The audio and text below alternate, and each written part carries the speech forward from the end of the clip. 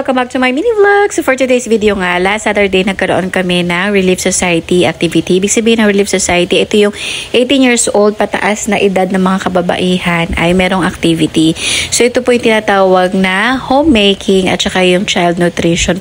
Pinagsama na sila. So, doon naman sa homemaking, ayan yung mga nanay na nagluluto dapat ng mga masusustansya para sa kanilang pamilya. Especially para doon sa mga anak nila na bata pa. Grabe nga at na-amaze din ako dahil itong mga nanay na ito per ward ay nakapag-prepare sila ng mga pagkain na sobrang masustansya.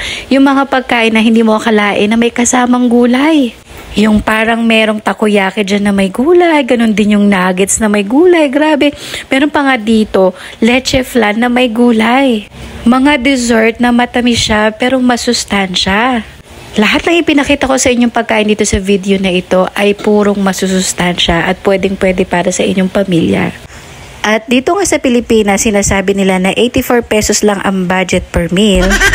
At kahit ako mismo ay tagilid dyan dahil ako yung namimili sa amin dito, kahit palengke na lang ay mahal ang mga bilihin. Pero dito po sa activity na ito ipinakita sa amin na kahit paano ay kayang-kaya siyang bumili na masustansyang pagkain na halagang 84 pesos.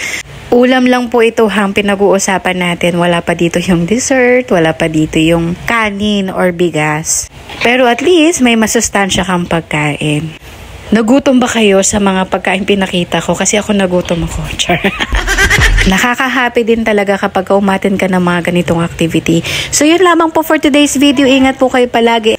Lalo na po ngayong mga panahon na ito ay tag-ulan. Sana kayo po ay happy at safe.